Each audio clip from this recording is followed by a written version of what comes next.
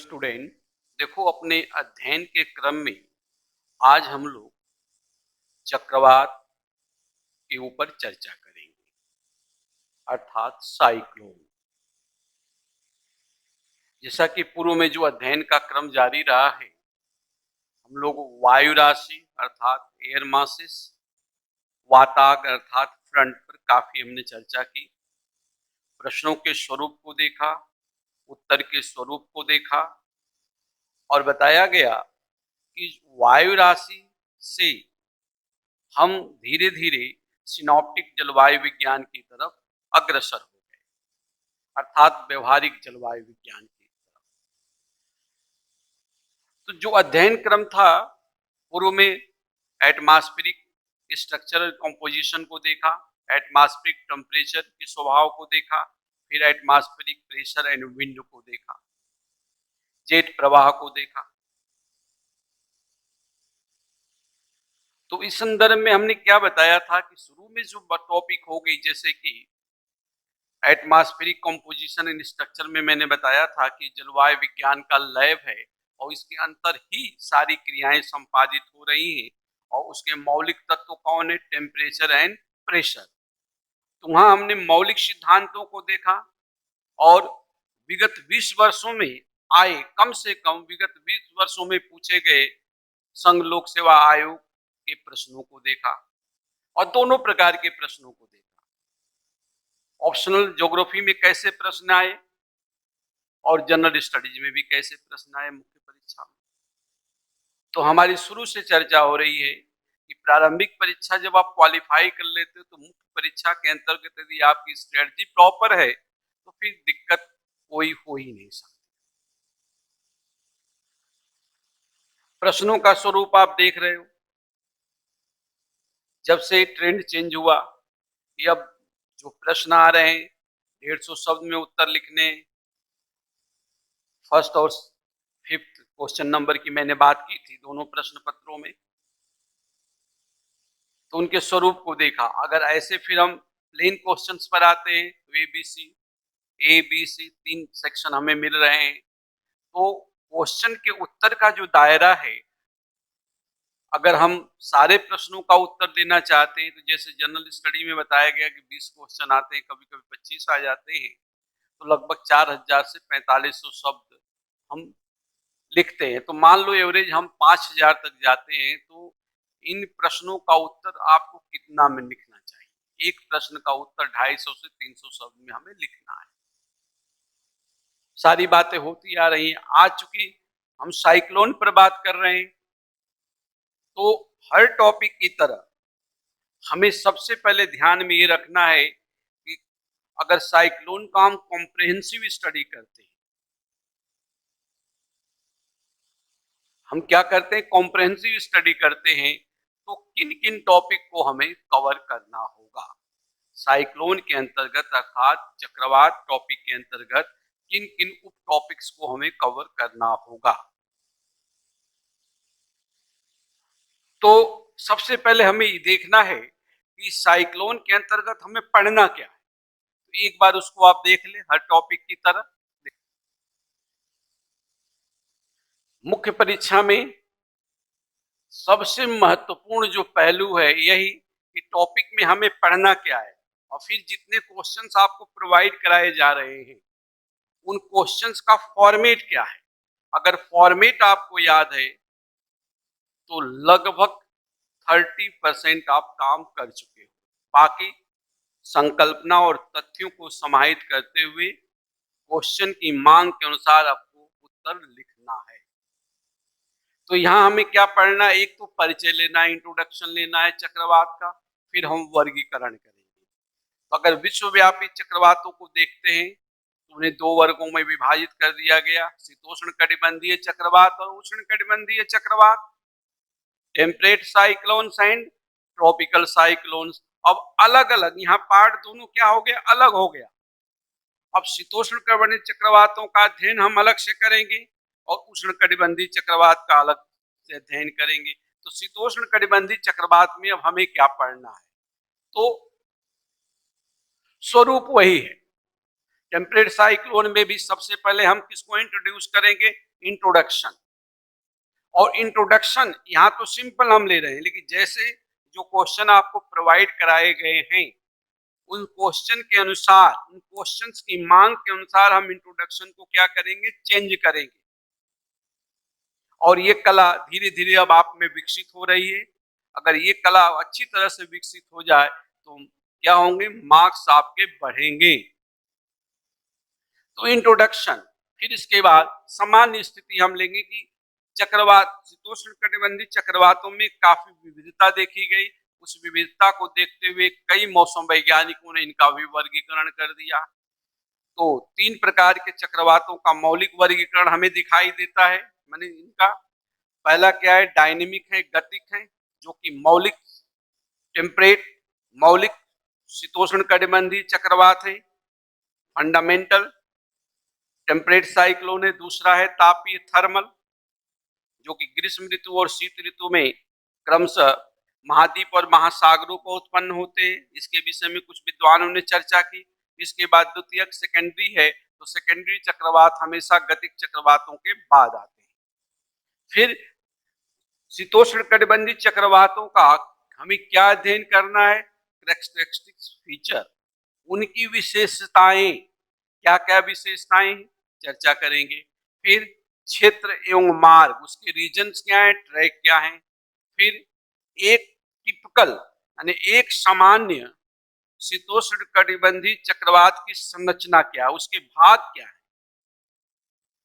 जो कि वाताग्र में भी हमने चर्चा कर दी थी। फिर इसकी उत्पत्ति से संबंधित जो प्रस्तुत किए गए सिद्धांत है वो क्या है। तो कई सिद्धांत, कई संकल्पनाएं आई, लेकिन सबसे ज्यादा मान्य किसकी रही, ध्रुवीय वाताग्र सिद्धांत, जिसको 6 अवस्थाओं में दर्शाया गया। किसने दिया था, वही याद करो, वायु राशि और वाताग्र के जो प्रणेता लोग थे, वी वर्कनीज, जे वर्कनीज।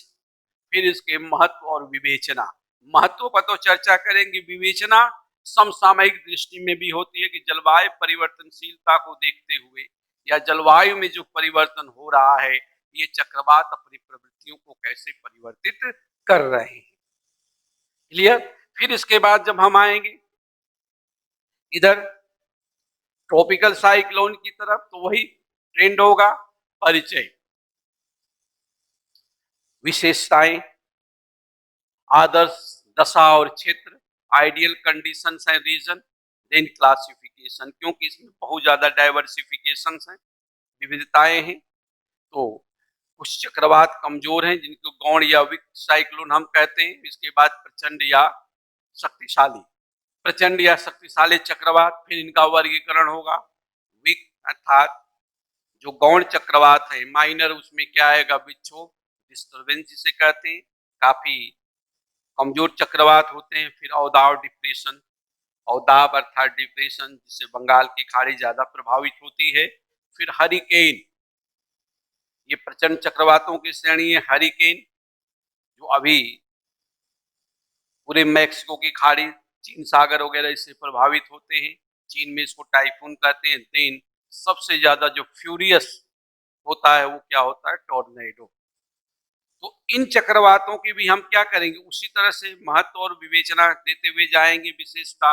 और अंत में दोनों चक्रवातों का हम क्या करेंगे, जैसा क्वेश्चन आपको दिया गया, कई बार पूछा गया कि उष्ण कटिबंधीय और शीतोष्ण कटिबंधीय चक्रवातों का तुलनात्मक अध्ययन पर प्रस्तुत करें, कंपैरेटिव स्टडी, उस पर भी चर्चा करेंगे। तो ये एक बड़ी टॉपिक है, हर वर्ष क्वेश्चन किसी न किसी रूप में आपके सामने आ जाते हैं।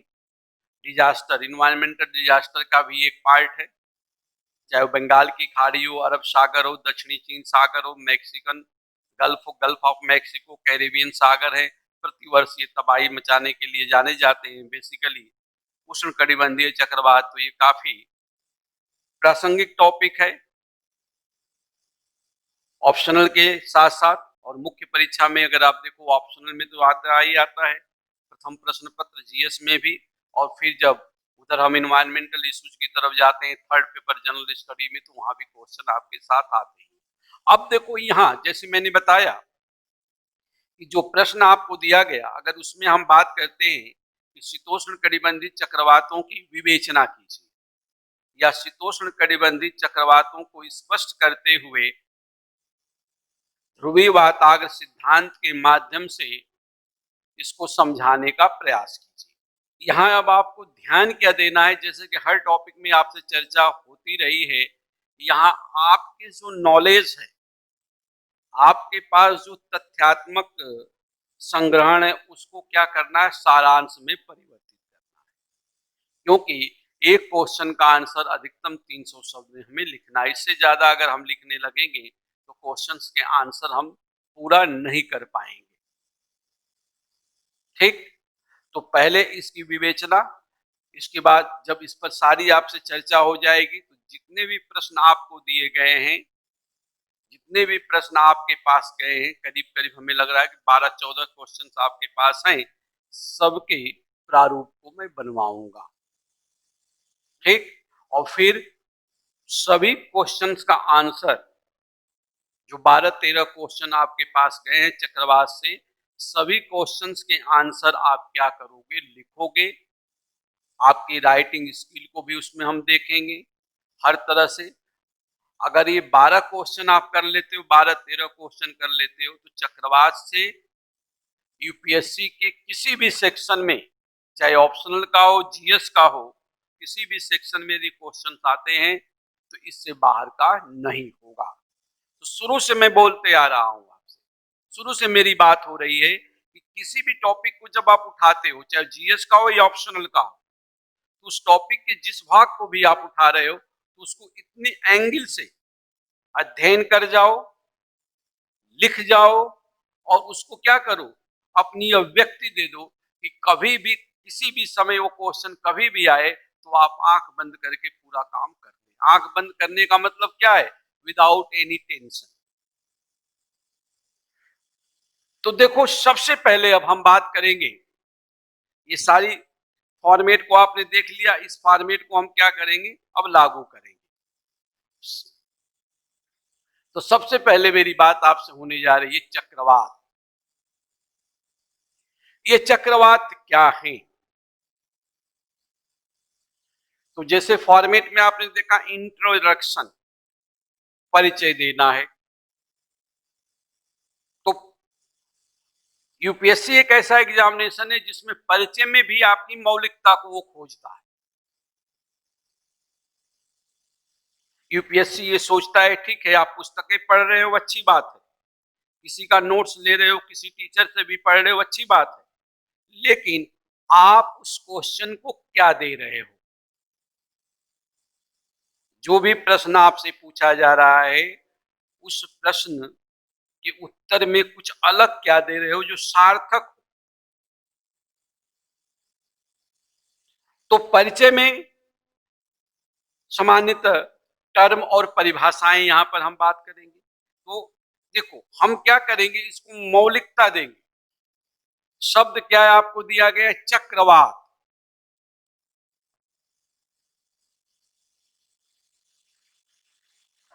जैसे हमने ले लिया, चक्र है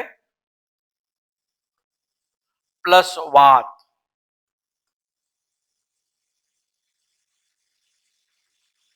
वात मतलब वायु, चक्र मतलब चक्र। तो एक हवा का ऐसा तंत्र जिसका स्वरूप चक्रीय है। अब जहां तक प्रश्न इंग्लिश टर्मिनोलॉजी का है, साइक्लोन, तो साइकिल, तो यहां भी है उसी प्रकार से एक चक्रीय हवा का स्वरूप। चक्रीय हवा का स्वरूप यहां पर है cyclic air system. Cyclone means क्या हुआ, साइक्लिक एयर सिस्टम। अब जहां तक देखो, थोड़ी सी बात हम, हालांकि आपके आंसर राइटिंग में इसकी जरूरत नहीं है, लेकिन नॉलेज के लिए जरूरत है कि साइक्लोन शब्द कहां से आया। नॉलेज के लिए टर्म, तो जैसे कहा गया, हिंदी में तो बोल दिया गया चक्रवात, एक ऐसा तंत्र जिसमें हवाएं चक्रीय गति करती हूं, लेकिन वास्तव में ये टर्म जैसा बताया गया कि ग्रीक भाषा से लिया गया, और इसका उपयोग जो साइक्लोन शब्द है एक ब्रिटिश मेटेरियोलॉजिस्ट ने किया था, ने ब्रिटिश मौसम वैज्ञानिक, नॉलेज के लिए। हालांकि इसको आप यहाँ लिखें या न लिखें कोई फर्क नहीं पड़ता। साइक्लोन जो टर्म है, देखिए साइक्लोन जो टर्म लिया गया, ये ग्रीक भाषा का वर्ड है। अगर ग्रीक भाषा में लेते हैं तो ये इसकी स्क्रिप्ट है, लिपि जिसे कहते हैं। लेकिन अगर इंग्लिश का आ गया तो कुक्लोस, जिसका मतलब है, दोनों का ही तात्पर्य हमारे पास क्या दिख रहा है, सर्कल, घेरा, ठीक। लेकिन जो इंग्लिश वर्ड साइक्लोन है, इसका उपयोग किया था ब्रिटिश मौसम वैज्ञानिक हेनरी पिडिक्टन। कब किया था? 1848 में। जब आपको पर्सपेक्टिव ऑफ ह्यूमन ज्योग्राफी जब लेंगे, मानव भूगोल के संदर्भ, तो उसमें इन लोगों की चर्चा होगी।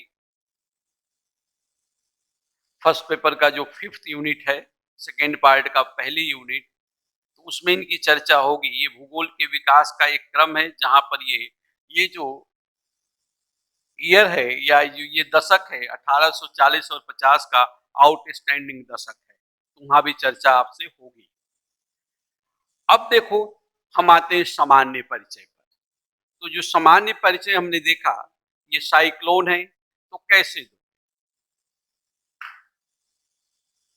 इसको हम अपने तरह से परिभाषित कर देते हैं। चक्रवात क्या है? चक्रवात चक्रीय वायु संचार प्रणाली होते हैं।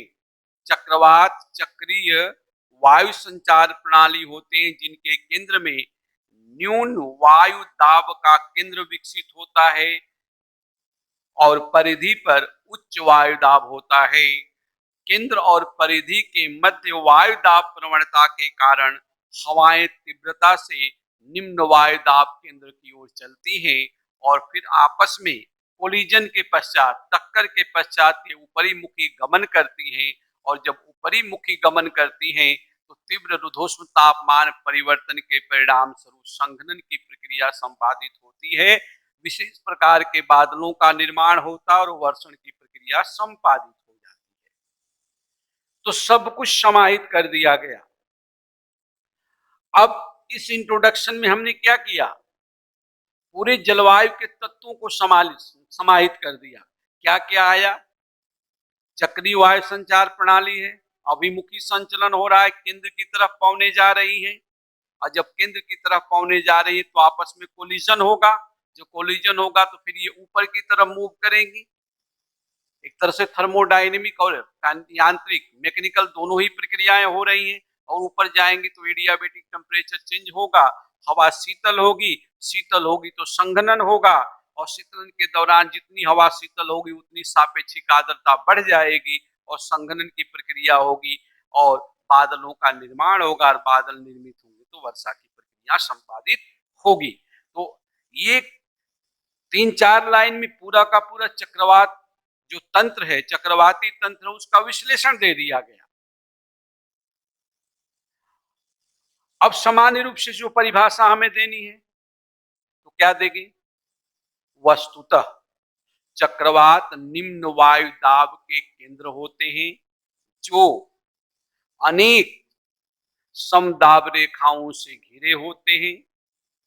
समदाब रेखाओं से घिरे होते हैं और इन रेखाओं में जो वायु दाब होता है केंद्र से परिधि की ओर क्रमशः बढ़ता जाता है, जिससे वायु दाब प्रवणता विकसित होती है और हवा तीव्रता से परिधि से केंद्र की ओर संचरित होती है। अब ये चक्रवात जो हम देख रहे हैं,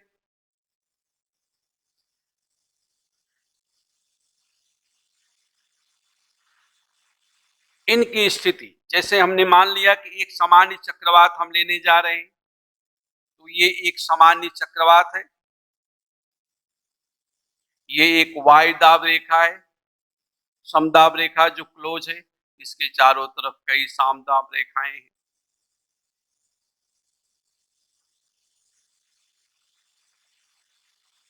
मान लिया हमने इतनी समदाब रेखाओं को लिया, आइसोबार्स लाइन, और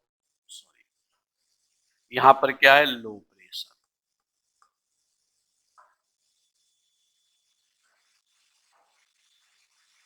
अब यहां मान लिया जो वायु दाब समदाब रेखा है इसका 990 मिली बार,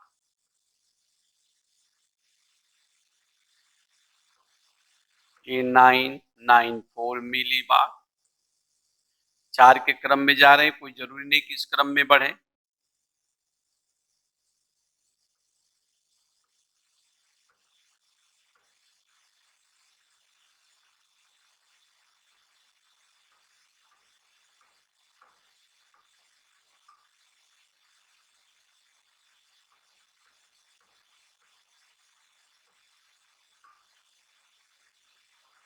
तो यहां पर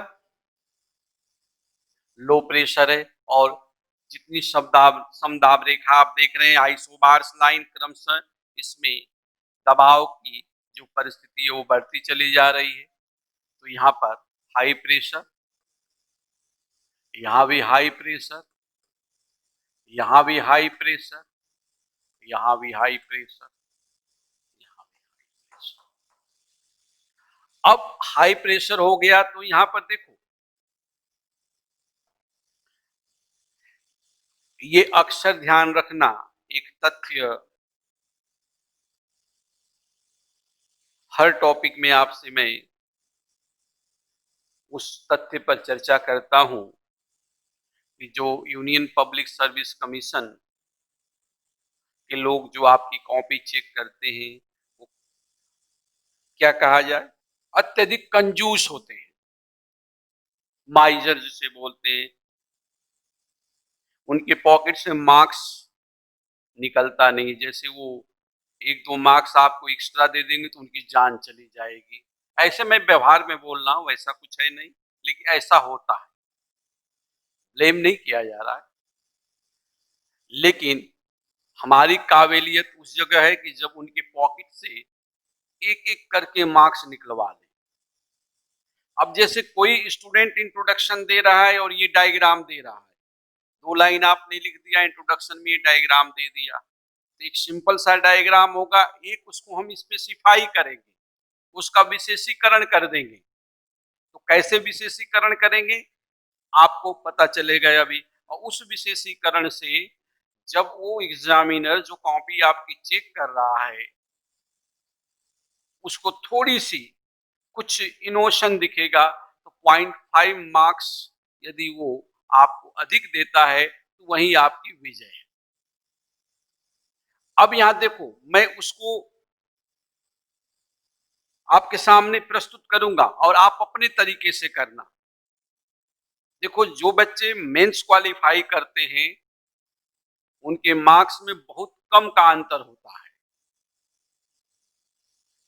तो आपको आंसर राइटिंग में अपनी विशेषज्ञता के साथ साथ कुछ तकनीकी भी अपनानी पड़ेगी। अब जैसे देख लिया यहाँ लो प्रेशर या हाई प्रेशर तो प्रेशर ग्रेडियंट है, तो प्रेशर ग्रेडियंट के कारण क्या होगी, हवाएं अंदर की तरफ आएंगी। जब हवा अंदर की तरफ आएगी तो ये स्थिति आएगी, हमने मान लिया इधर से मूव करेगी, इधर से मूव करेगी, इधर से मूव करेगी, इधर से मूव करेगी। क्लियर? तो ये एक सर्कुलेटरी सिस्टम बन गया। कैसी सर्कुलेटरी सिस्टम है, साइक्लिक सर्कुलेटरी सिस्टम, यही साइक्लोन है। अब यहां पर हम क्या करेंगे, अपनी विशेषज्ञता को लगाने की कोशिश करेंगे। यहां हमने मान लिया ये पॉइंट ए है, ध्यान रखना ये पॉइंट ए है और ये पॉइंट बी है। अब इसमें से हम एक सीधी रेखा लेंगे, ए बी, कहीं से भी ले सकते हो आप केंद्र से। अब इसको हम दिखाने की कोशिश करेंगे।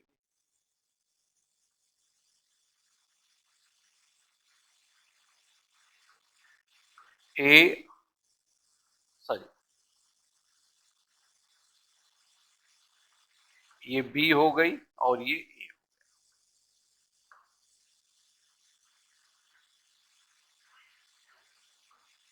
यहाँ पर लो प्रेशर है और यहाँ क्या है, हाई प्रेशर। यहाँ हम अब एक ग्राफ ले रहे हैं।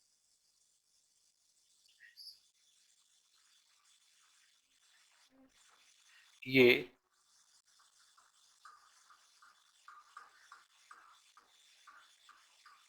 एयर प्रेशर को दर्शा रहा है, वायु दाब को। आप हिंदी या इंग्लिश में जो भी हो, यहाँ अपने लिपि के अनुसार काम करेंगे। वायु दाब और ये दूरी है, डिस्टेंस है,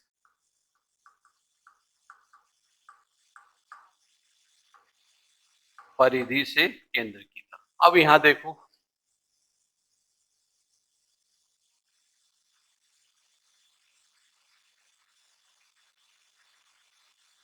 ये जो है बैरोमेट्रिक स्लोप है।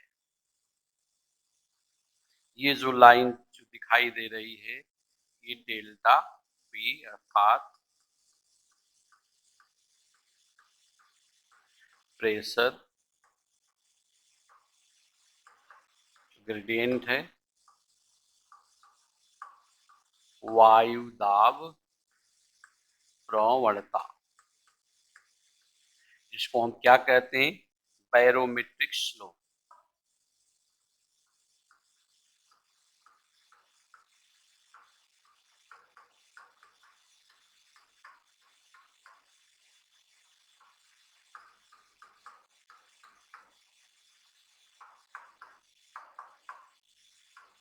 बैरोमेट्रिक ढाल, और ढाल जितना तीव्र होगा उतना हवा का प्रवाह होगा। तो वायु दाब और पवनों की संकल्पना में आपसे चर्चा हो गई।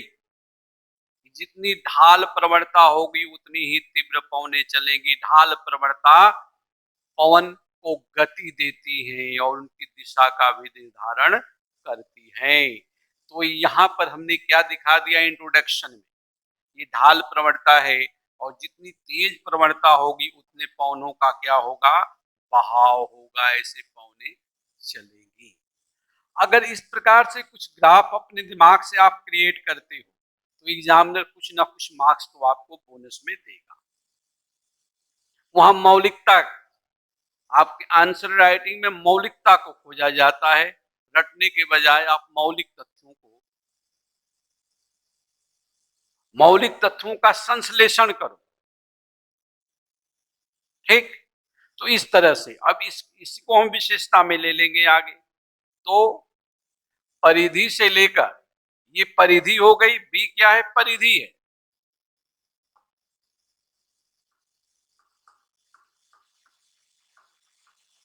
और ये क्या है, केंद्र है।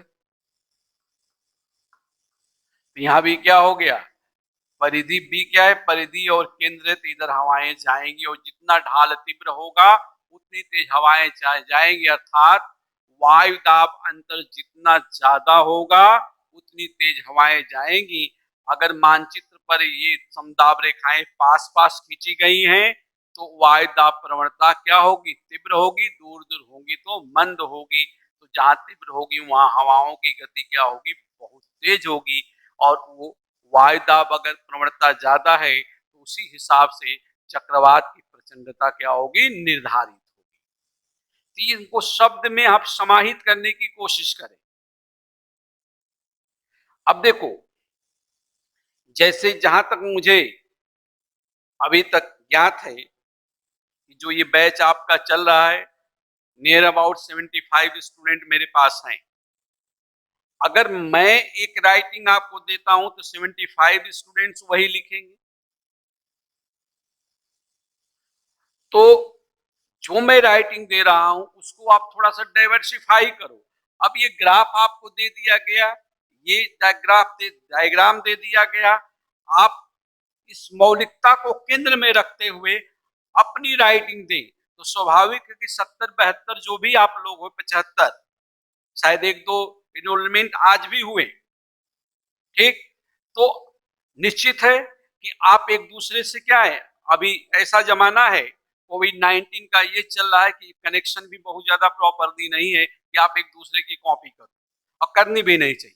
तो आपकी राइटिंग में थोड़ा वेरिएशन आएगा, लेकिन मौलिकता वही रहेगी। अभिव्यक्ति अलग अलग हो जाएगी, एक्सप्रेशन अलग अलग हो जाएगा। तो ये क्या करेगा, मौलिकता के साथ अगर एक्सप्रेशन अधिक अलग अलग है तो आपके लिए फायदे का विषय है। अभी इस क्लास में इसको मैं ऐसे दे रहा हूं, एक दो बच्चे जो पुराने हैं उनको पता होगा, वो देखते ही समझ जाएंगे कि पिछले क्लास में तो सर ऐसा नहीं करवाए, क्योंकि डायनेमिक्स जरूरी है। अगर कल मैं इसको करवाऊंगा तो उसमें डायनेमिक्स क्या आ जाएगा, थोड़ा बहुत परिवर्तन आ जाएगा। मेरी आदत नहीं है कि 10 साल पहले जो पढ़ा रहा था रटे रटाए आपको वही मैं करवा दूं, नहीं, मौलिकता वही रहेगी, लेकिन एक्सप्रेशन कहने का मतलब अभिव्यक्ति में अंतर आ जाएगा, थोड़ा कुछ इनोवेशन करो, नयापन लाओ, तो ये आप करेंगे। क्लियर? अब इसको लिख दिया, फिर इसको लिख दिया, ये क्या है, बैरोमेट्रिक स्लोप है। तो बैरोमेट्रिक स्लोप जितना ज्यादा होगा उतनी ही क्या होगी हमारे पास, यहां पर परिधि से केंद्र की ओर जाने वाली हवाओं में तीव्रता आएगी, और फिर यहां पर जब टक्कर होगी तो ये ऊपर की तरफ जाएगी, और जब जाएगी तो जो इसका भंवर बनेगा या जो सिस्टम बनेगा उसमें रुद्धोष्म तापमान परिवर्तन की तीव्रता आ जाएगी। क्लियर? तो ये इंट्रोडक्शन में हमें देना है। अब ये जो चक्रवाती तंत्र है, कहने का मतलब कि जो सिस्टम है यह उत्तरी और दक्षिणी गोलार्ध में अलग अलग दिशा में गति करता है।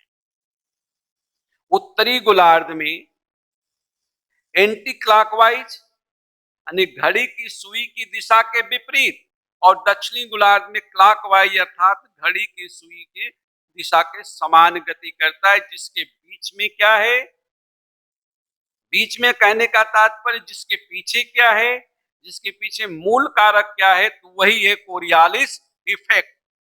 अब कोरियालिस इफेक्ट हमने लिख दिया कि कोरियालिस बल के प्रभाव के कारण, कोरियालिस बल के प्रभाव के कारण चक्रवात उत्तरी गोलार्ध में घड़ी की सुई की दिशा के विपरीत एंटी क्लॉकवाइज और दक्षिणी गोलार्ध में घड़ी की सुई की दिशा के समान गति करते हैं। लेकिन इसको समझाना है। अब कैसे समझाना है, तो यहां भी विशेषज्ञता, हमें एग्जामिनर से एक एक पॉइंट्स पर उसको हमें प्रभावित करना है, और 0.5 मार्क्स उसको, उससे हमको क्या करना है, उसकी जेब से निकालना है। तो अब इसको हमें समझाना है। अभी देखो इंट्रोडक्शन का ही मामला चल रहा है, और एक चीज ध्यान रखना, शुरू की क्लास में मैं कह रहा हूं और आप हमारी सभ्यता में भी, हमारी संस्कृति में भी सुनते आए हो, अंत भला तो सब भला। तो और यह भी कहते हुए हम सुनते हैं अक्सर कि शुरुआत और अंत शानदार होना चाहिए। कुछ नया वो शब्द दिया जाता है, अभी दिमाग में नहीं आ रहा है, लेकिन शुरुआत भी शानदार हो और अंत भी शानदार हो, मीन्स इंट्रोडक्शन शानदार हो और कंक्लूजन शानदार। तो इंट्रोडक्शन पर हमें बहुत काम करना है। अब देखो कहा गया कि उत्तरी और दक्षिणी गोलार्ध में इसकी विविधता है due to the Coriolis effect, Coriolis बल के कारण। इसको हम समझते हैं।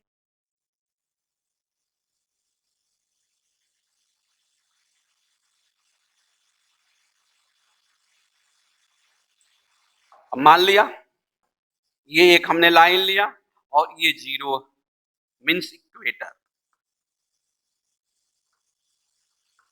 इक्वेटर बोले तो विषुवत रेखा, विषुवत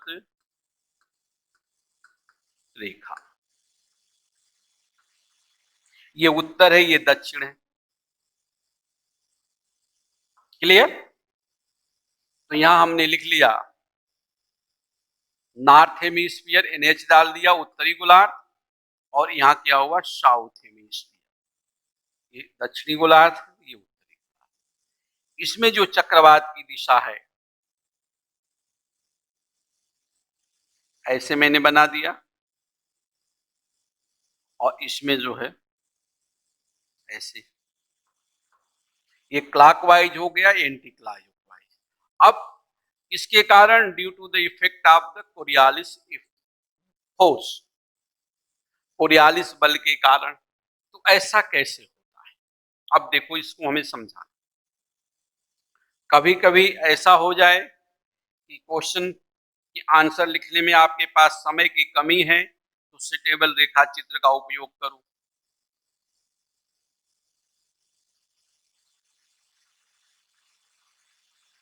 यह भी नॉर्थ हेमिस्फीयर, साउथ हेमिस्फीयर।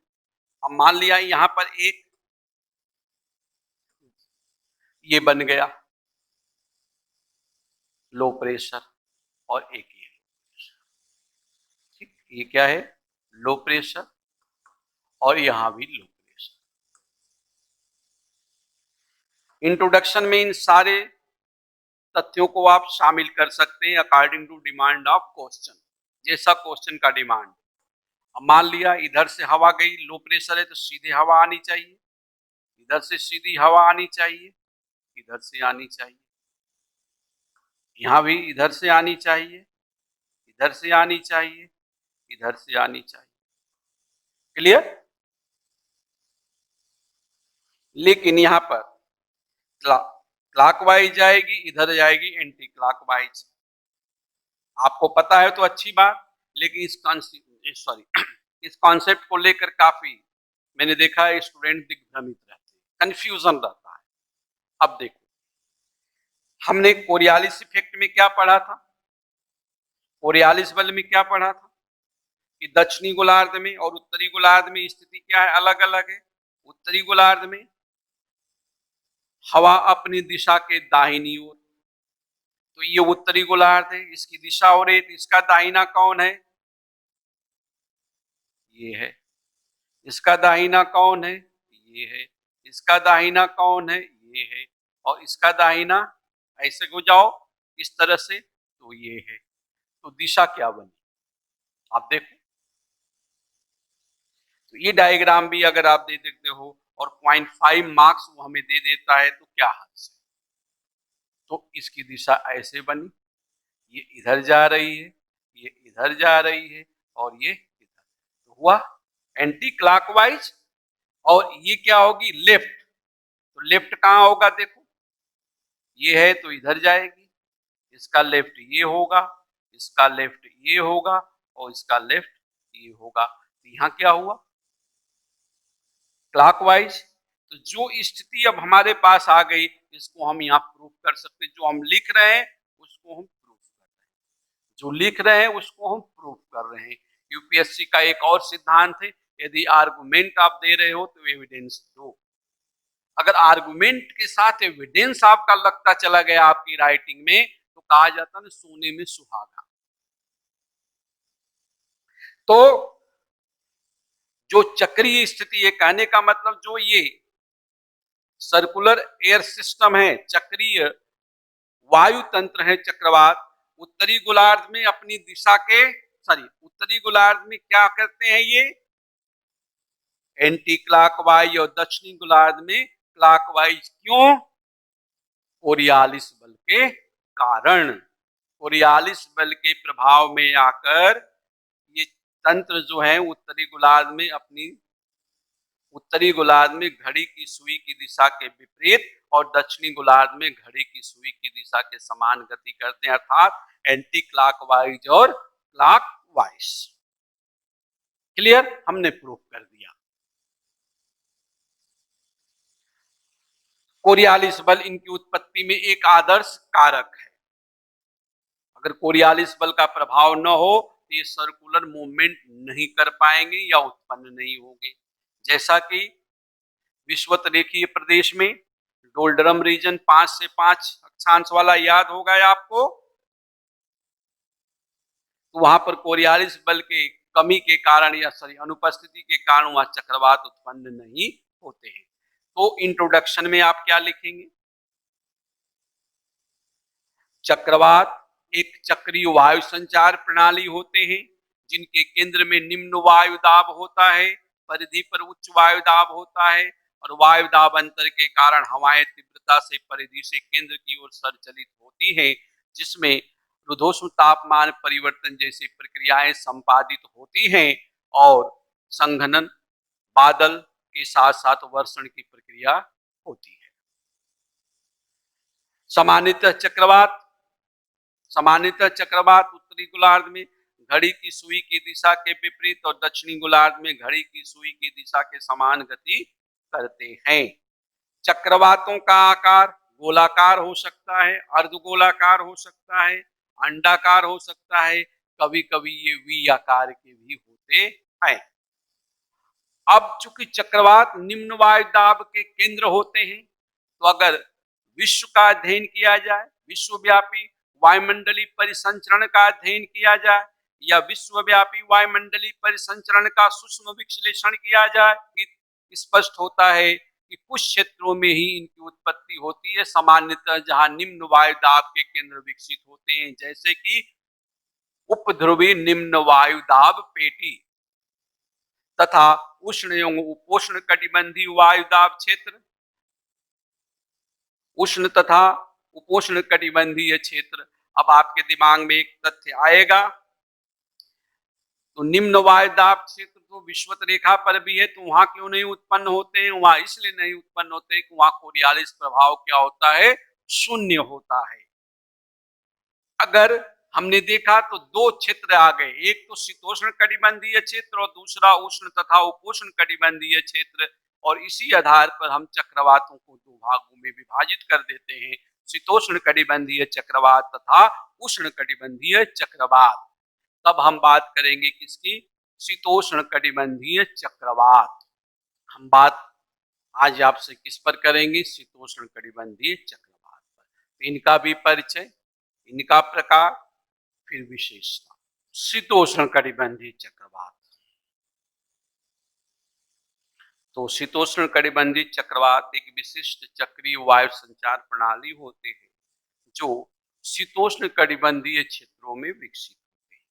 ये चक्रवात सामान्यतः 35 से 65 अक्षांशों के मध्य 35 से 65 अक्षांशों के मध्य दोनों गोलार्धों में सामान्यतः महाद्वीप और महासागरों के संगम पर विकसित होते हैं। 35 से 65 अक्षांशों के मध्य दोनों गोलार्धों में सामान्यतः महाद्वीप और महासागरों के संगम पर विकसित होते। सामान्य रूप से ये महाद्वीपों के पश्चिमी भाग तथा महासागरों के पूर्वी भाग को प्रभावित करते हैं और ये पश्चिमा पवन के प्रभाव में आकर पश्चिम से पूरब की ओर गति करते हैं।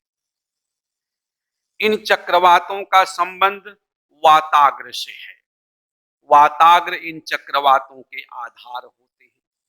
जैसा कि क्वेश्चन में मैंने दिया कि शीतोष्ण कटिबंध, इन्वर्टेड कामा वाला क्वेश्चन याद करो, शीतोष्ण कटिबंधीय चक्रवातों का पालना वाताग्र होते हैं, इन्वर्टेड कामा बंद।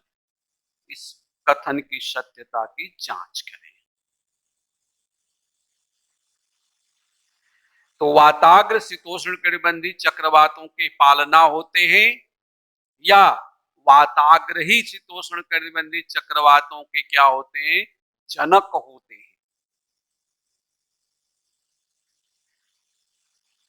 पश्चिम से पूरब की ओर गति करते हैं। इनका आकार गोलाकार, अर्धगोलाकार, अर्धवृत्ताकार, अंडाकार और कभी कभी वी आकार का होता है। ये चक्रवात 35 से 65 अक्षांशों के मध्य यूरोपीय भाग को सर्वाधिक प्रभावित करते हैं, यद्यपि इन अक्षांशों पर अन्य जगह दोनों ही गोलार्धों में इनका विकास होता है। जहां तक उत्तरी और दक्षिणी गोलार्ध का प्रश्न है, तो उत्तरी गोलार्ध में उत्तरी अमेरिका में रॉकी पर्वतमाला और दक्षिणी गोलार्ध में इंडीज पर्वतमाला इसको अवरोधित कर देती है। इनका सर्वाधिक व्यापक असर पश्चिमी यूरोप में दिखाई देता है। अब कई विद्वानों ने इन चक्रवातों को विभाजित किया, इनकी प्रक्रिया के आधार पर, इनके स्वभाव के आधार पर। तो परिचय आपको समझ में आ गया। परिचय में आप क्या लिखेंगे? शीतोष्ण कटिबंधीय चक्रवात भी चक्रीय वायु संचार प्रणाली है और उनकी परिस्थिति वही है, और ये 35 से 65 अक्षांशों के मध्य विकसित होते हैं। इनकी गति क्या है? पहला पॉइंट ये हुआ। दूसरा, ये महाद्वीपों के कॉन्टिनेंट और ओशन के संगम पर विकसित होते हैं और दिशा पश्चिम से पूरब की ओर पश्चिमा पवनों से प्रभावित होकर चलते हैं। और इनका एक पॉइंट ये, तीसरा पॉइंट ये, 1 2 3 और चौथा पॉइंट हो गया इनका संबंध किससे है? वातावरण से। ठीक, किससे है? फ्रंट से है। ये लाइन आपकी बनती चली जाएगी। पांचवा, ये यूरोप को सर्वाधिक प्रभावित करते हैं। अब विद्वानों ने क्या किया? इनको कई वर्गों में विभाजित किया। अगर क्वेश्चन की डिमांड हो तो वर्गीकरण देना, अगर डिमांड न हो तो वर्गीकरण नहीं देना। तो कई विद्वानों ने इनको कई वर्गों में विभाजित किया, लेकिन जो सर्वमान्य मान्यता है उसके अनुसार इसको 3 भागों में विभाजित किया जाता है। ध्यान रखना, पहला गतिक चक्रवात,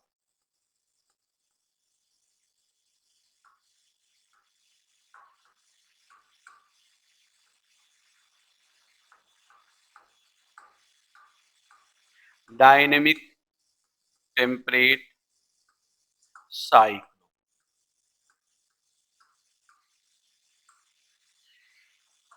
इन चक्रवातों को ही वास्तविक चक्रवात माना जाता है और इनकी उत्पत्ति का संबंध किससे है? वातावरण से। बस एक एक लाइन आपको लिखना है। इसकी उत्पत्ति का संबंध किससे है? फ्रंट से, वातावरण से। इसके बाद दूसरे नंबर पर जो चक्रवात है, जो वर्गीकरण किया गया,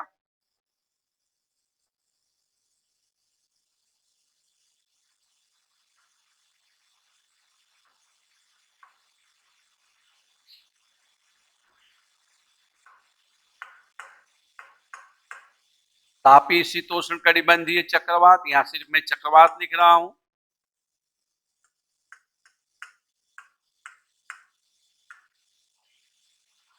थर्मल और इंसुलेशन भी इसको बोल देते हैं, इंसुलेशन साइक्लोन, नाम से ही पता चल गया। 2 विद्वान थे जिन्होंने इन पर काफी विवेचना दी। एक थे ब्रंड और दूसरे थे हम्फ्रीज। नाम याद हो तो कोई सही है, ना हो तो कोई फर्क नहीं। इन चक्रवातों के विषय में बताया गया कि जो तापीय शीतोष्ण कटिबंधीय चक्रवात हैं, ग्रीष्म ऋतु में महाद्वीपीय भागों पर विकसित होते हैं। जैसे इसका आदर्श क्षेत्र है स्पेन का आइबेरियन प्लेटू। मैपिंग में ध्यान होगा करवाया था आइबेरियन प्लेटू, जिसको स्पेनिश में सोटा के नाम से जाना जाता है। इसी तरह से ऑस्ट्रेलिया के विभाग में, एशिया के कई भागों में, अमेरिका के कई भागों में ये क्या होते हैं? विकसित होते हैं ग्रीष्म ऋतु में। क्लियर? और शीत ऋतु में ये महासागरीय भागों पर विकसित होते हैं। तो पहला हम लेते हैं ये चक्रवात। सेंटेंस बना लेना, ये चक्रवात नोट्स में तो आपको मिल रहा है, नोट्स में तो एज इट इज मिल जाएगा, लेकिन अपना बनाने की कोशिश करो।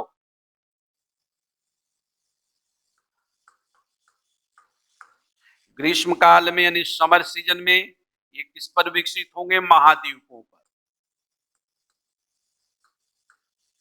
क्लियर? और शीतकाल में कहां विकसित होंगे? शीतकाल में विकसित होंगे महासागरों पर या सागरों पर। ठीक, अब इसका एक शानदार उदाहरण आपके पास है। कौन सा उदाहरण है? शीत ऋतु में हमारे महान मैदान को प्रभावित करने वाला पश्चिमी विक्षोभ। अब विक्षोभ का तो हम अध्ययन कहां कर रहे हैं? ट्रॉपिकल साइक्लोन में। लेकिन वास्तव में शीतकाल में भूमध्य सागर पर निम्न वायु दाब का केंद्र विकसित होता है और विशेष प्रकार का शीतोष्ण कटिबंधीय चक्रवात विकसित होता है। यह चक्रवात पछुआ पवनों के प्रभाव में, चूंकि सूर्य दक्षिणायन हो जाता है शीत ऋतु में, तो पछुआ पवनों का खिसकाव थोड़ा दक्षिण की ओर आ जाता है। तो पछुआ पवन प्लस जेट स्ट्रीम का भी खिसकाव दक्षिण में होता है, और जेट स्ट्रीम जैसा कि आपको बताया गया कि शीत ऋतु में उसकी ऊंचाई कम हो जाती है, तो इनके प्रभाव में आकर ये पश्चिमी मध्य एशिया से होते हुए, मध्य पूर्व से होते हुए पाकिस्तान तथा भारत के महान मैदान को क्या करता है, प्रभावित करता है, जिसको हम नाम क्या देते हैं, पश्चिमी विक्षोभ, वेस्टर्न डिस्टरबेंस, जिससे हल्की फुल्की वर्षा प्राप्त हो जाती है, जो कि रबी के फसल के लिए क्या होती है, काफी लाभदायक मानी जाती है। क्लियर?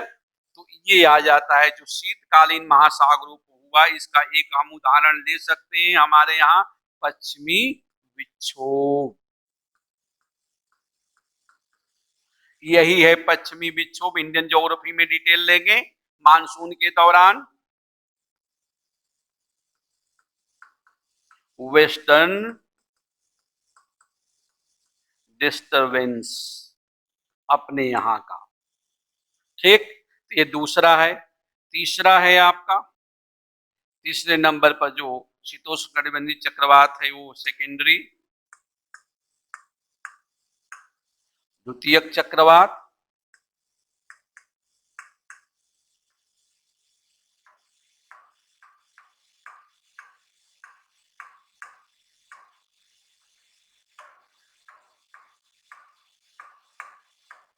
Secondary cyclone. तो ये चक्रवात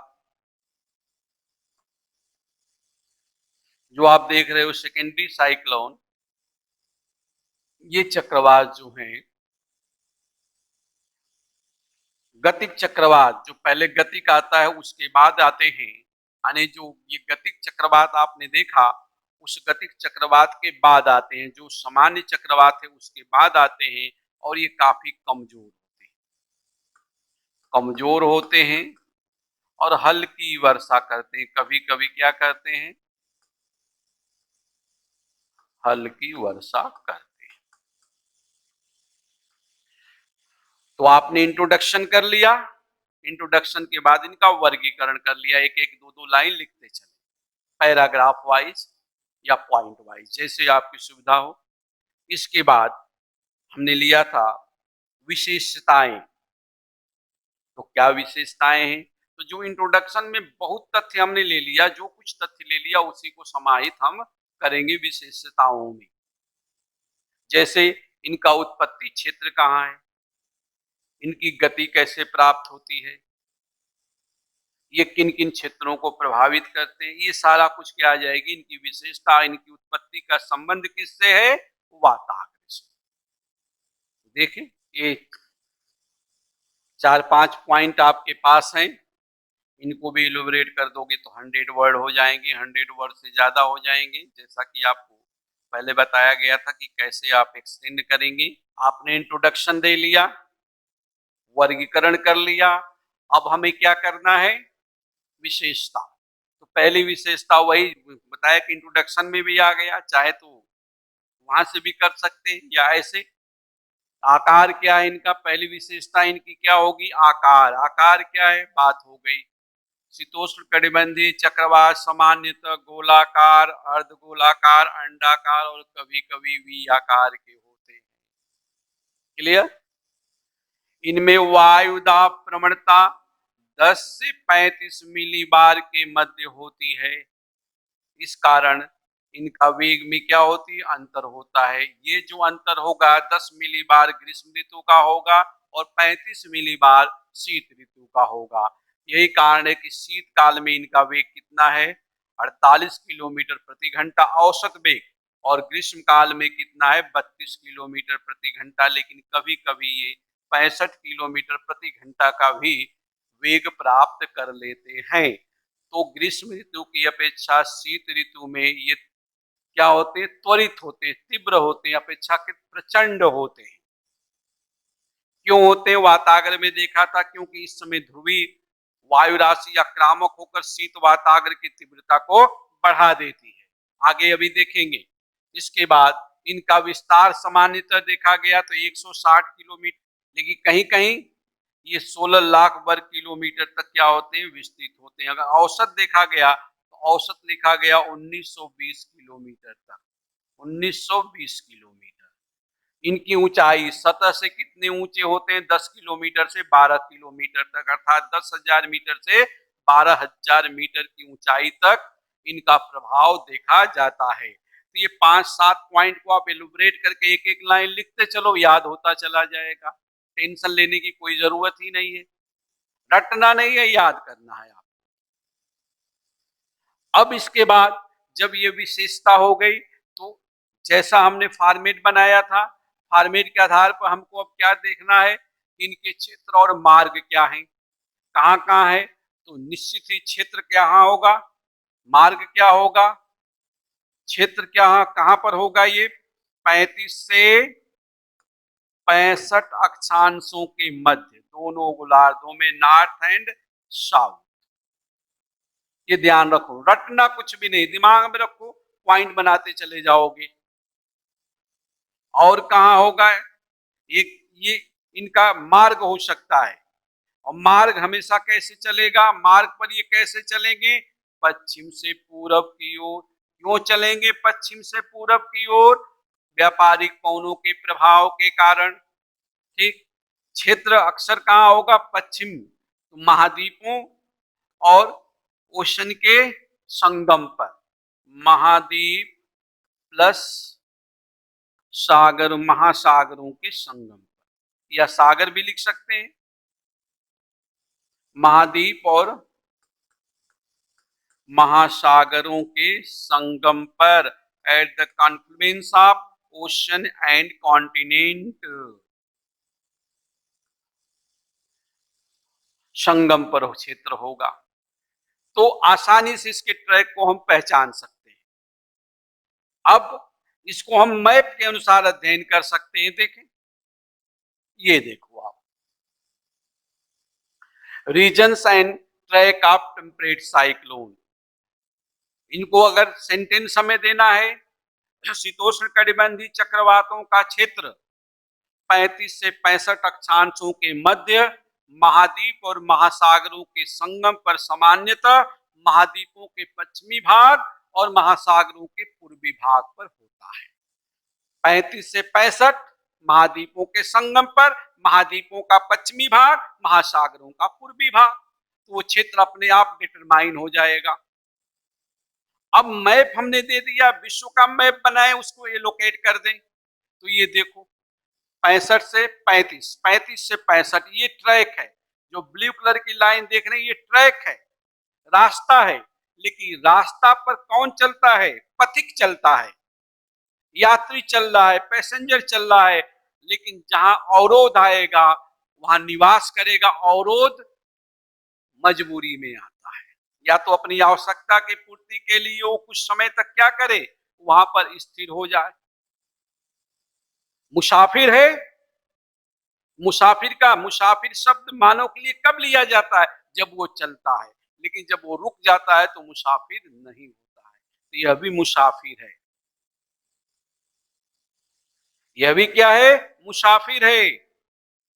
अपने राह में आगे बढ़ रहा है, जहां अवरोध आ गया वहां रुका, और रुकेगा तो कुछ प्रक्रिया तो करेगा, कुछ खाएगा, पिएगा, तोड़ेगा। तो वही स्थिति है। ये तो ट्रैक है, पछुआ पवन वाला क्षेत्र, याद करो 40, 50 और 60, ये ट्रैक है। लेकिन जहां जहां अवरोध आया वहां ये क्या हुआ, कुछ जन्म दिया। अवरोध कैसे आया, ध्रुवीय वायु राशि, और यहां से जो उपोष्ण कटिबंधीय वायु राशि गई पश्चिमा पवन के रूप में, यहाँ टक्कर हुई, वाताग्र बना। और जब वाताग्र बना तो पश्चिमी यूरोप में व्यापकता को जन्म दे देता है ये।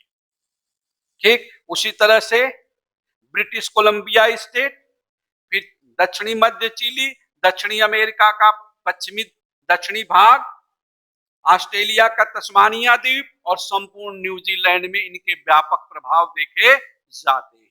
तो क्षेत्र, लेकिन इन क्षेत्रों में जैसे आपने देखा 1, 2, 3, 4, 5, और एक तथ्य ध्यान रखना, जब जलवायु प्रदेश आपको कराया जाएगा तो हर जलवायु लगभग 5 जगह है।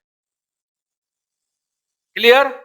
लेकिन इन 5 क्षेत्र में एक एक लाइन आप लिखते चलेंगे। विशेषता, सबसे पहले नंबर 1 विशेषता, जो पहला क्षेत्र है पश्चिमी यूरोप। पश्चिमी यूरोप में ये व्यापक प्रभावशाली होता है क्योंकि यहाँ कोई अवरोध नहीं है।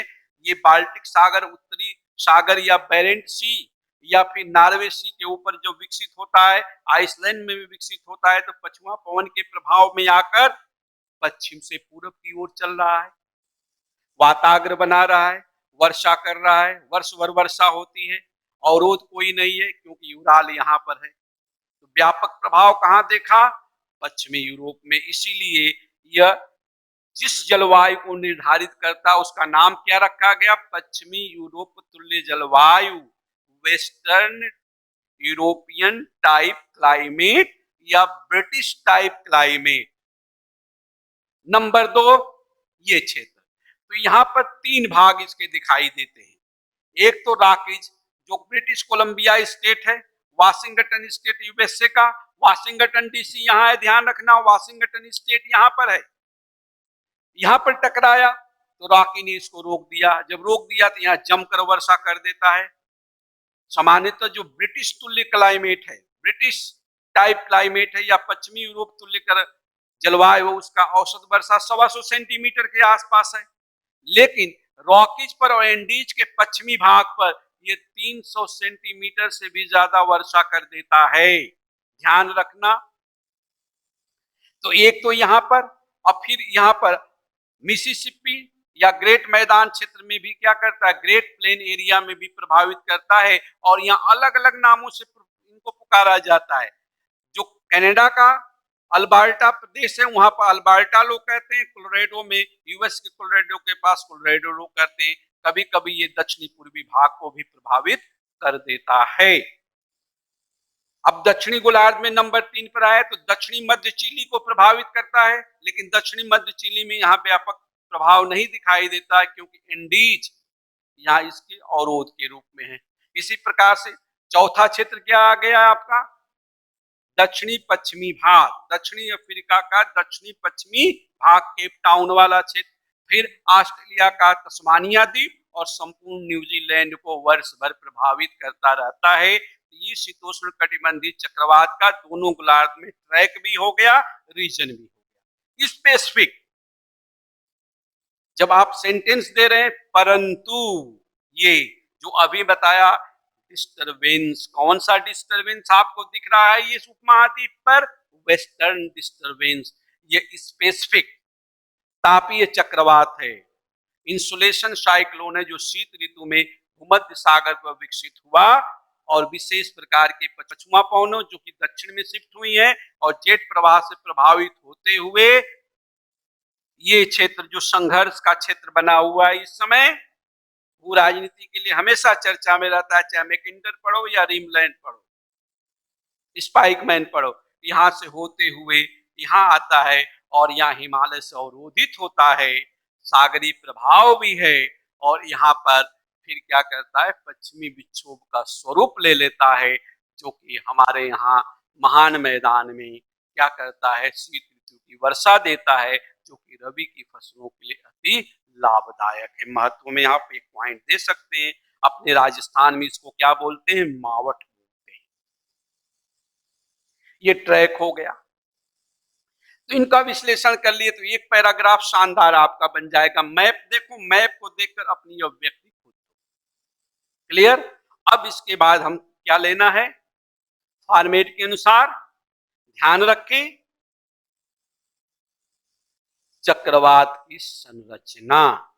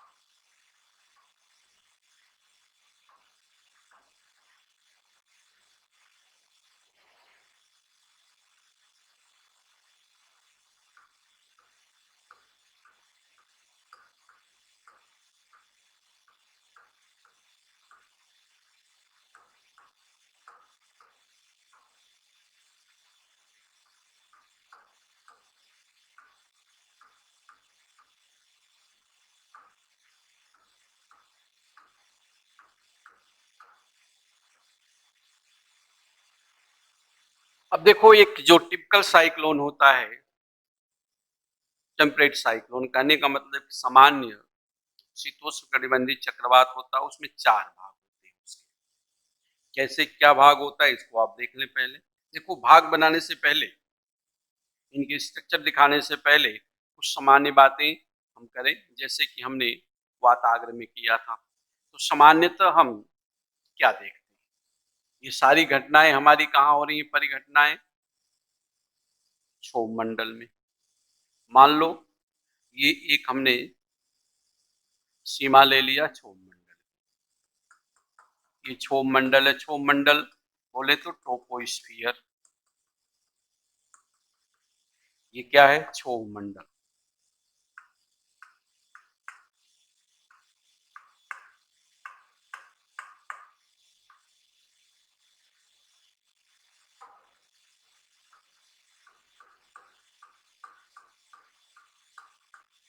Troposphere, clear?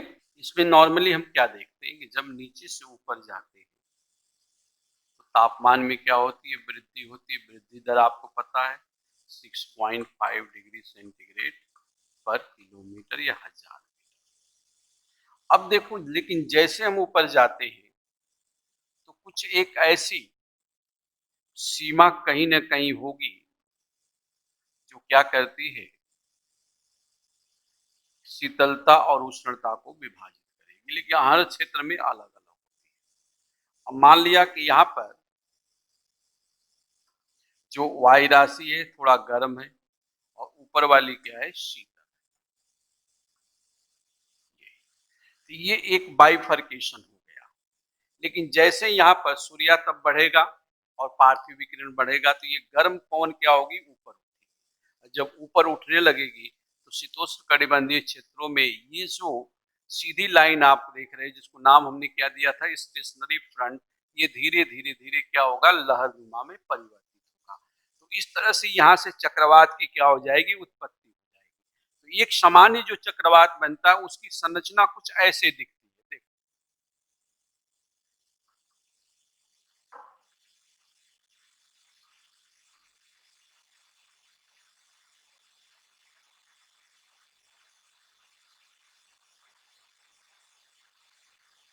ये दिखेगी।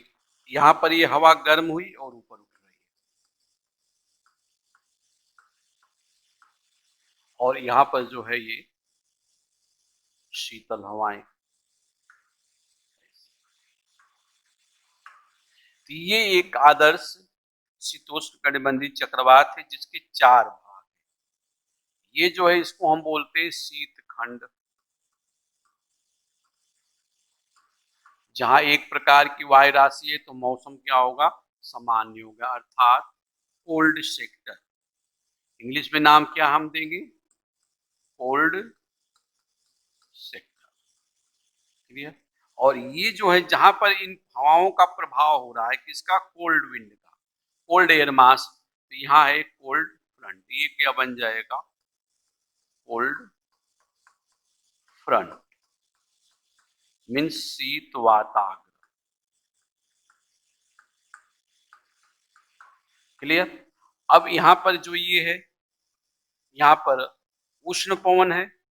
ये क्या है? उष्ण पवन है, तो ये क्या होगा? उष्ण खंड होगा। इंग्लिश में क्या बोलेंगे? Warm sector.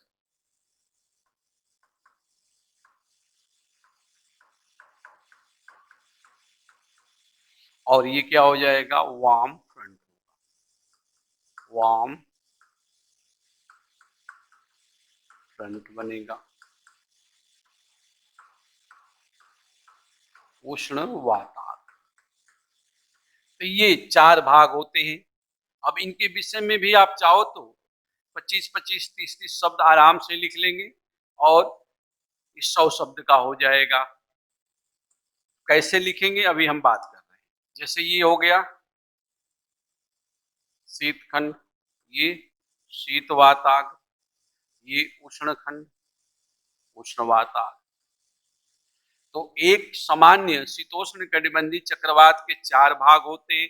शीतखंड, शीत वाताग्र, उष्ण खंड, उष्ण वाताग। तो शीतखंड विस्तृत होता है इसमें हवाएं शीतल होती हैं, एक प्रकार की होती हैं। इनमें सामान्यता क्या होती है? ये सामान्यतया इनके भौतिक गुण एक समान होते हैं, क्योंकि एक प्रकार की वायु राशि है, तो यहाँ मौसम थोड़ा क्या रहता है? शांत रहता है। उसी प्रकार से दूसरा उष्ण वाताग्र, उष्ण वाताग्र में उष्ण वायु राशि रहती है, लेकिन इनमें क्या होती है? डायनेमिक्स ज्यादा देखी जाती है, गर्म होकर ऊपर उठती है, जिसके कारण वहां पर लो प्रेशर विकसित हो जाता है और उसको भरने के लिए हवाएं तीव्रता से चलती है। ठीक। शीत वाताग्र, उष्ण वाताग्र। शीत वाताग्र का निर्माण वहां होता है जिस छोर पर वह शीत वायु राशि आक्रामक होती है और उष्ण वायु राशि को अपने ऊपर अध्यारोपित करने का प्रयास करती है। यहाँ जो वाताग्र बनता है तीव्र ढाल वाला बनता है, और यहाँ तीव्र दुधोष्ण तापमान परिवर्तन के कारण सामान्यतः कपासी वर्षा बादल बनते हैं। और यहाँ पर जो शीत वाताग्रीय क्षेत्र है, यहाँ पर बिजली की चमक और गरज के साथ मूसलाधार वर्षा होती है। जहां तक प्रश्न उष्ण वाताग्र का है, तो यहाँ इसका ढाल थोड़ा कम होता है। यहाँ पर स्तरीय प्रकार के बादल बनते हैं और यहाँ दीर्घकालिक फुहारी वर्षा होती है। तो 3-4 लाइन लिखते चले गए तो पूरा पैराग्राफ आपका हो गया। ठीक। अब इसकी ये तो आपको बनाना है, वहां एग्जामिनेशन हॉल में तुरंत खींचा और बना दिया और 2-4 लाइन लिखते चले गए। क्लियर? इसकी एक संरचना और भी आपको मैं दिखा रहा हूं, ऐसे भी देखो। उसी संरचना को थोड़ा मॉडिफाई हमने किया इस प्रकार से। अब यहां पर लो प्रेशर है, ये क्या हो गया? ये जो वायु राशि ये शीत है, ये उष्ण है, शीत वाताग्र बना, यहाँ उष्ण वाताग्र, उष्ण खंड और शीत खंड। अब ये वायुदाब रेखाएं दिखाई देगी, समदाब रेखाएं 888, 892, 896, 1000, फिर इसके बाद 1004। तो ये परिधि पर उच्च वायुदाब है, इधर से हवाएं आ रही हैं। तो ये एक शीतोष्ण कटिबंधीय चक्रवात का क्या है? संरचना है या उसकी भाग है। इनको भी अच्छी तरह से आप क्या कर सकते हैं?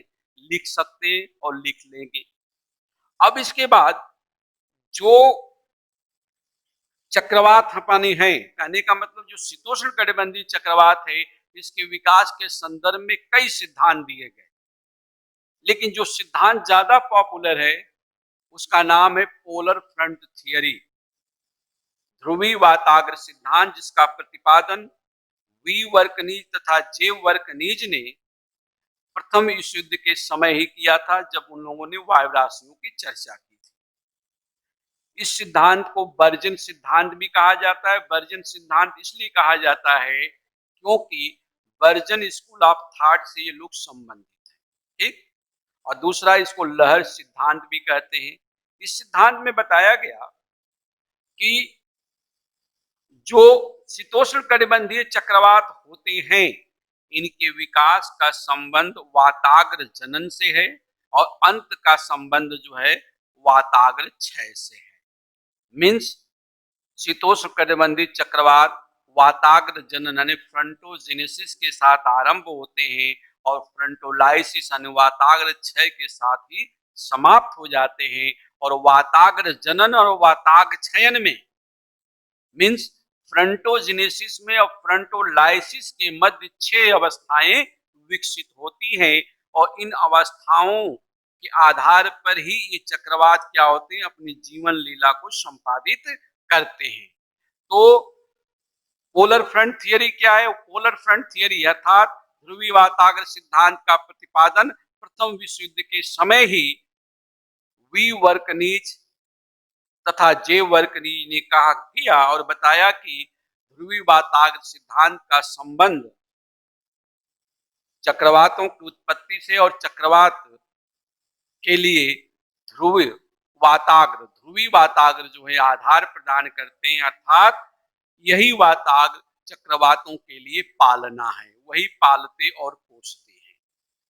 कहने का मतलब ध्रुवी वाताग्र जो है या वाताग्र जो निर्मित हो रहा है, वही चक्रवातों के लिए आधार प्रदान करता है, उनको नियंत्रित करता है।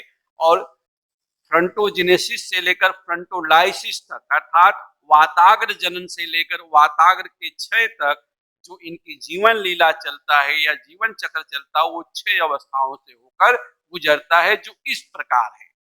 प्रथम अवस्था, द्वितीय अवस्था, तृतीय अवस्था, चतुर्थ अवस्था, पंचम अवस्था, षष्ठम अवस्था। First stage, second stage, third stage, fourth stage, fifth and sixth stage. अब अलग अलग अवस्थाओं की अलग अलग क्या है, पहचान है। तो देखें इस डायग्राम से, पोलर फ्रंट थियरी। प्रतिपादक कौन है? वी वर्कनीज, जे वर्कनीज। जो इंट्रोडक्शन इसमें बोला गया वो आपको लिखना है, नोट्स में आपको प्रोवाइड करा दिया गया पहले से ही। ठीक, अब देखो प्रथम अवस्था में क्या हो रहा है, पहले एक एक अवस्था को देखें। स्टेशनरी फ्रंट स्टेज, स्थायी वाताग्री दशा, जो अभी स्ट्रक्चर में बताया गया। इस समय हवाएं शांत हैं, एक ये ट्रांजिशन क्षेत्र है, लेकिन इस ट्रांजिशन क्षेत्र के दोनों तरफ हवाएं बिना एक दूसरे की सीमा का अतिक्रमण करते हुए विपरीत दिशा में प्रवाहित हो रही हैं। तो ऐसी दशा को नाम दिया गया स्थायी वाताग्रीय दशा। इस दिशा में सामान्यतः इस दशा में कुछ मौसम परिवर्तन की परिस्थितियां नहीं देखी जाती, लेकिन कभी कभी हल्के फुल्के बादल बनते हैं। लेकिन जैसे ही सूर्यातप बढ़ा, स्थानीय परिस्थितियां बदली, थर्मोडायनेमिक्स क्रिया शुरू हुई और पार्थिव विकिरण बढ़ा, तो ये हवा गर्म होकर क्या होगी, ऊपरी मुख गमन करेगी, अपवर्ड मूवमेंट। तो ये जो संक्रमणीय क्षेत्र है, अब ढाल हुआ संक्रमणीय पथ के रूप में विकसित हुआ। यहाँ लो प्रेशर विकसित हो गया और इसको भरने के लिए कोल्ड सेक्टर से हवा आएगी और चक्रवात की प्रक्रिया आरंभ होगी। अब यहाँ पर वार्म सेक्टर, कोल्ड सेक्टर भी विकसित हो गया, साथ में कोल्ड फ्रंट और वार्म फ्रंट बन गया। ये चक्रवात की पूर्व की दशा हो गई। हवाएं क्या होगी, अपनी प्रतिक्रिया देना शुरू कर देगी, वायुराशियां, क्योंकि अब यहाँ पर कुछ ना कुछ परिवर्तन चल रहा है। तो इस अवस्था को नाम किया दिया गया लहर नुमा दशा, wave front like stage, wavy front like stage. अब तीसरी अवस्था में जब हम आते हैं, तो तीसरी अवस्था में क्या हुआ, चक्रवात पूर्णतः विकसित हो चुका है। शीत वाताग्र, उष्ण वाताग्र, cold cold and warm front fully develop हो चुके हैं और यहाँ पर हवाओं का वेग तीव्र हो चुका है।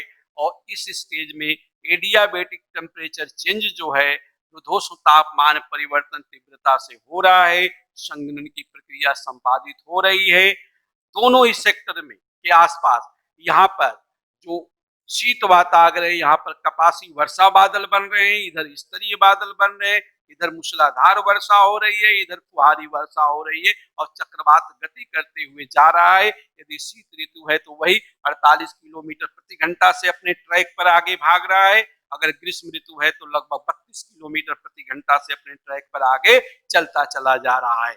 अब इसके बाद जब चौथी अवस्था आती है, ये प्रौढ़ा अवस्था, प्रौढ़ा अवस्था का जो अंत होता है वो क्या होता है, प्रचंड अवस्था में बदल गया। अब ये चक्रवात प्रचंडता की तरफ बढ़ रहा है, हवाओं की स्पीड बहुत ज्यादा हो चुकी है, वर्षा बड़ी तेजी से हो रही है और यहाँ पर जो कोल्ड सेक्टर है, वार्म सेक्टर को समाप्त करने पर तुला हुआ है। कहने का तात्पर्य हुआ, इसके दबाव के कारण, यानी कोल्ड सेक्टर के दबाव के कारण, शीत प्रखंड के दबाव के कारण जो उष्ण प्रखंड या खंड है वो संकुचित हो रहा है। ठीक, अब इस अवस्था के बाद, प्रचंडता की अवस्था के बाद धीरे धीरे अब चक्रवात की क्या होगी, तीव्रता में कमी आने लगेगी, वो अंत की पूर्व अवस्था की ओर बढ़ेगा। पांचवी अवस्था जब ऑकुलेशन फ्रंट बन जाता है, अभिधारण की अवस्था जिसमें ऑकुलेशन हो जाएगा। ये देखो ऊपर का भाग क्या हो, छिद्रित हो गया, विवर्तित हो गया। अब यहाँ पर जो ठंडी हवाएं इसको समाप्त कर रही है और ये और संकुचित हो गया वर्षा में, और इसकी स्पीड दोनों में कमी आ जाएगी और अंत में आकर क्या हो गया, फ्रंटोलाइसिस हो गया। क्या हो गया, फ्रंटोलाइसिस, अर्थात वाताग्र का क्षय हुआ और धीरे धीरे स्टेशनरी वाताग्र में ये क्या हो जाएगा, परिवर्तित हो जाएगा। तो इस प्रकार से एक जो शीतोष्ण कटिबंधीय चक्रवात है वो 6 अवस्थाओं से होकर गुजरेगा। स्थायी वाताग्री दशा, लहरनुमा दशा, प्रौढ़ावस्था, प्रचंड की अवस्था, अभिधारण की अवस्था, अंत अवस्था, अर्थात stationary front stage, wavy front stage, mature front stage, strong stage, occlusion stage and frontolysis stage. इस प्रकार से ये क्या होगा, समाप्त हो जाएगा। तो हर पर दो लाइन अगर आप लिखते चले गए तो कितनी लाइन होगी, 12 लाइन आ गई। क्लियर। तो इस तरह से चक्रवात ये क्या हुआ, फिनिश हुआ। अब इसका हमें क्या करना है, उपयोग क्या है, महत्व क्या है। तो देखो महत्व क्या है कि सबसे पहले ये वाताग्रों के द्वारा निर्धारित होते हैं और जिस भी क्षेत्र में है 35 से 65 अक्षांशों के मध्य क्षेत्र विशेष की जलवायु को, एक विशिष्ट जलवायु को जन्म देते हैं, जिसका नाम क्या है, पश्चिमी यूरोप तुल्य जलवायु।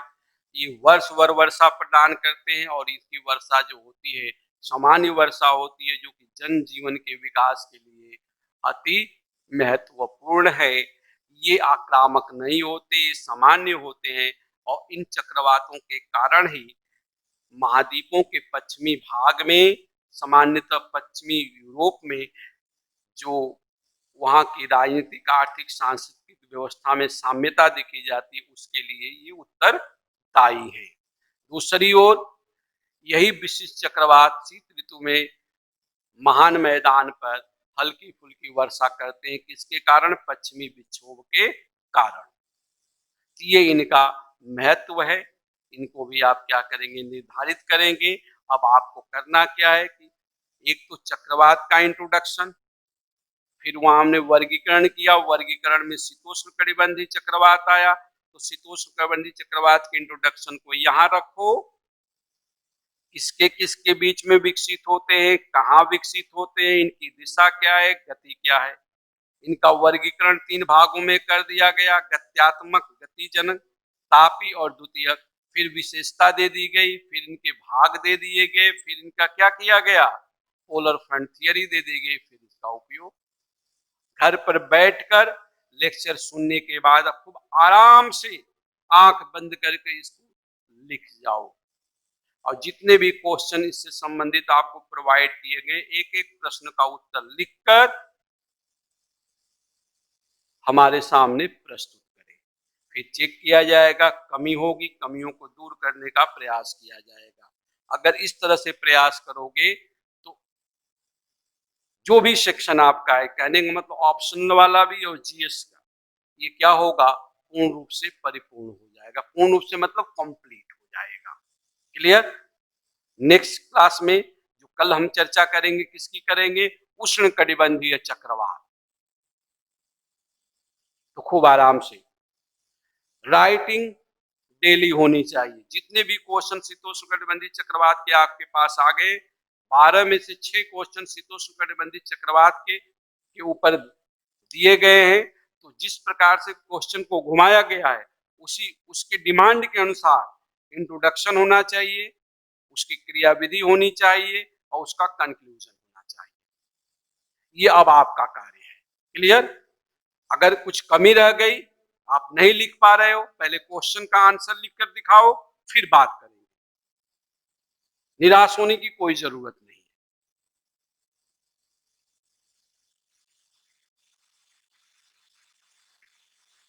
आपके पास नोट्स भी है, उसकी भी सहायता ले सकते हैं, लेकिन अपने अनुसार करने की कोशिश करो। क्लियर।